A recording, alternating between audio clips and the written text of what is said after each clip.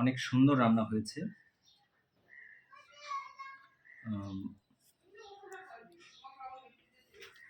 আলু এবং ডাঁটা দিয়ে ডিমের তরকারি। আমার সহধর্মিণী অনেক যত্ন সহকারে রান্না করেছে। তো আপনারা এই রেসিপিটা বাড়িতে চেষ্টা করতে পারেন। অনেক সুন্দর হয়েছে, আমি খেয়েছি, অনেক ভালো লাগলো।